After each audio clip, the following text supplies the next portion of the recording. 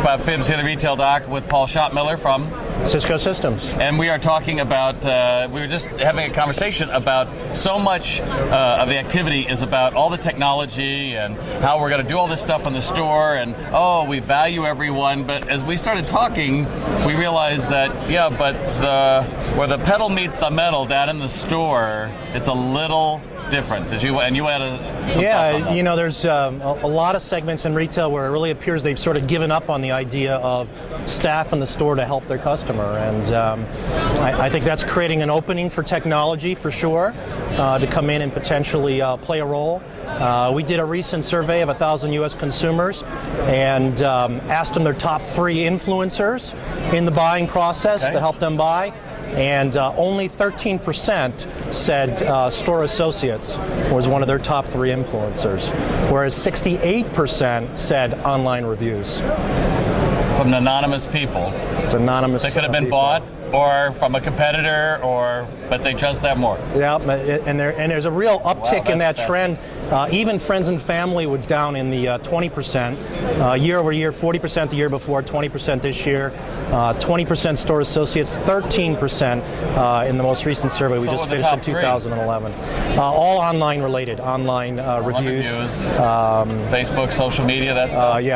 Yeah, other types of online recommendations and reviews as influencers. And is that different from geography or age? There were some segmentations by age and things that you would expect.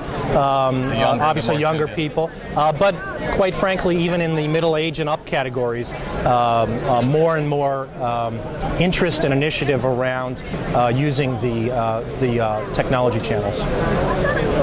Astonishing. So from my side, of course, I would take it that we can grow that 13% if you train your people better.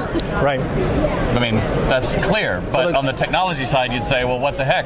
If that's the case, then why do we put any money in our employees? Well, the question is, what's your value proposition to the consumer? If it is qualified labor in the store, then you really need to make that a focus, and you need to spend the time, the energy, the money, the talent to develop that. If you don't, other people will, and you'll be replaced by these technology sources. And I believe for a lot of retail, the reason you're seeing what we're seeing is that a lot of retailers have given up, and they really don't have a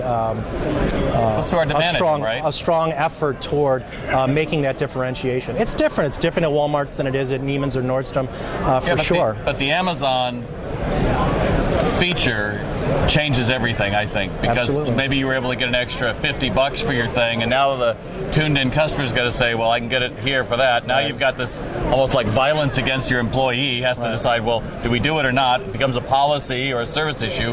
But regardless, that $50 is gone from the system. Well, what we saw was that if they're absolutely price shopping, very focused on an item, particularly obviously commodity items and price focused, they like the technology, and it's very difficult to overcome that. You've got a level of price transparency as a function of the smartphone and the mobile in the stores. Now, if you can catch people earlier in the decision process in phases we call things like discovery and inspiration, then if you're providing them that guided selling either in person or through some of your online tools, there is it does somewhat alleviate some of the pricing pressure that we'll see otherwise when people are But even luxury is now coming in Gilt and some of these other flash sites and everything, so the brand may not mean, it may all look great on Madison Avenue, but when it really gets down to it, it could be being commoditized too, right? So what would your advice be to a luxury retailer, for example?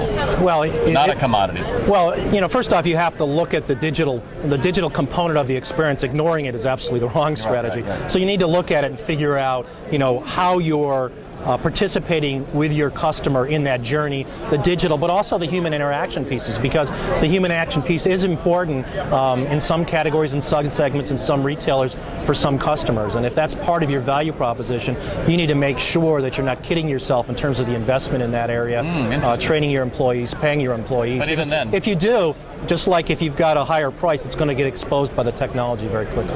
But even then, if I had an extra person on board for 3 hours, let's say, and that cost me an extra $30, isn't the potential that if they turned one sale around, they would more than pay for the person? Absolutely. All right, that's what I was curious about. So good, Paul. Thanks. Good conversation. Excellent. Thank you. Thanks for joining us.